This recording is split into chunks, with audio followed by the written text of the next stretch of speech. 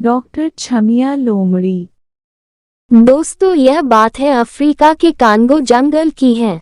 Congo जंगल में सैकड़ों छोटे छोटे गांव थे।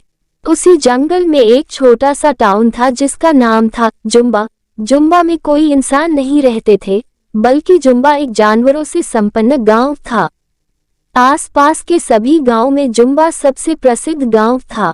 इस कारण यह था कि जुम्बा में हॉस्पिटल, स्कूल और खेल का एक मैदान भी था। इसीलिए जुम्बा के लोग आसपास के गांवों से ज्यादा पढ़े लिखे होते थे। दूर दराज से सभी जंगली बच्चे पढ़ने के लिए यहीं पर आते थे। अगर किसी को कोई बीमारी हो जाती तो इलाज के लिए सीधे छमिया ताई के पास आते।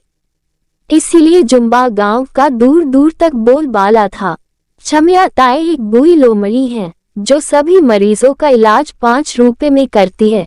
छमिया यहाँ की एकमात्र डॉक्टर है। दरअसल छमिया चाहती थी कि उसका बेटा भी गांव का डॉक्टर बने, लेकिन वह पढ़ाई करके कहीं शहर में जाकर बस गया।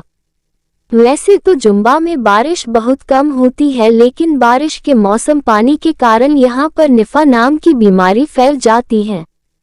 निफा बीमारी यहाँ के जानवरों के लिए एक महामारी से कम नहीं थी। अब की बार निफा का प्रकोप कुछ ज्यादा ही था। छमिया लोमड़ी ने लैब में टेस्ट कर बताया कि निफा बूढ़े लोगों को सबसे ज्यादा खतरा देगा, उनकी जान भी ले सकता है। छमिया ने गांव के सरपंच भालू से बात कर सभी जगह इस तरह के पोस्टर लगवा दिए। बीमारी से बचना तो घर में ही रहना, अगर जीवन को है बचाना तो 2-4 सप्ताह मत नहाना। जानवरों को इतना कहने के बाद भी वे बारिश का आनंद लेते रहते और बीमार पड़ने पर छमिया के सामने जाकर खड़े हो जाते। छमिया बेचारी अपना काम समझकर उनका इलाज कर देती थी। जानवर लापरवाही करते गए और निफा बीमारी और अधिक फैलती गई। मरीजों का इलाज करते करते छमिया ताई को भी निफा हो गया। छमिया ताई ने मरीज की तरह बिस्तर पकड़ लिया।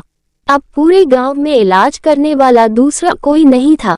बीमारी अधिक फैलती गई और लोग को मरने की संख्या भी काफी बढ़ चुकी थी।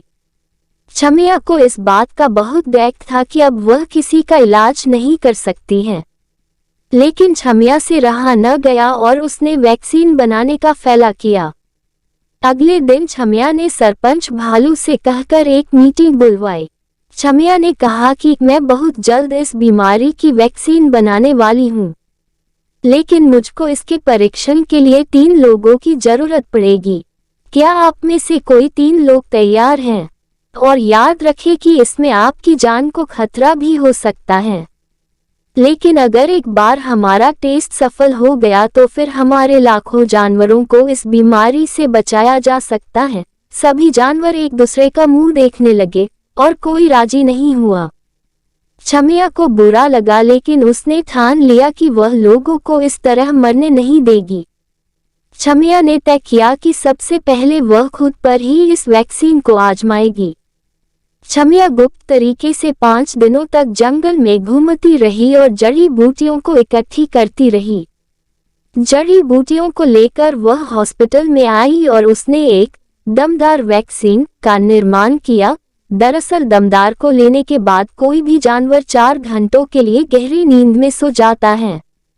अगर 4 घंटों के बाद नहीं उठा तो यह टेस्ट फेल हो जाएगा। छमिया ने अपने बेटे और गांव को एक पत्र लिखा और कहा कि अगर दवाई लेने के बाद मैं नहीं उठी तो सभी गांव वाले मुझे माफ कर देना, मैं आपको इस बीमारी से नहीं बचा पाए। मेरे बेटे से कहना कि सच्ची भलाई में किसी प्रकार का लालच नहीं देखा जाता है। अगर तुम गांव में रहकर लोगों की सेवा करोगे तो तुम्हें इन गरीब लोगों की सेवा का पुण्य मिलेगा। छमिया लोमड़ी ने ये लिखकर खुद को दमदार का डोज लगा दिया और एक कपड़ा उड़कर सो गई। 4 घंटों के बाद छमिया नहीं उठी। किसी ने आवाज लगाए और गांव वाले हॉस्पिटल के बाहर इकट्ठे हो गए। सरपंच ने सभी को पत्र सुनाया। सभी गांव वाले रोने लगे और छमिया को याद करने लगे। सरपंच ने तुरंत छमिया के बेटे को बुलाया। आधे घंटे में उसका बेटा वहां आ गया। लेटर पढ़कर वह भी रोने लगा। उसने वादा किया कि अब वह कभी गांव को छोड़कर नहीं जाएगा। गांव के सभी जानवर डॉक्टर छमिया की अंतिम यात्रा की तैयारी करने लगे। दूर दूर सभी जानवर फूल माला लेकर वहां आए। जैसे ही छमिया का अंतिम संस्कार करने के लिए लोग उसको उठाने वाले थे कि वो खुद ही उठ गई। सभी लोग हैरान रह गए और दूर भागने लगे। छमिया ने कहा, भागो मत, दरअसल दमदार वैक्सीन बूढ़ों को 6 घंटे के लिए सुलाती है। मैं ये लिखना भूल गई थी। अब मैं ठीक हूँ और ये वैक्सीन भी कारगर है। अब गांव में कोई नहीं मरेगा। इसके बाद छमिया सभी गांव वालों को दमदार का डोज लगा देती है और लाखों लोगों को इस बीमारी से बचा लेती है। मेडिकल क्षेत्र में इतना बड़ा योगदान करने के लिए कांगो के शेर ने उसको कांगो रत्न से सम्मानित किया, जो कि वहां का सबसे बड़ा पुरस्कार है।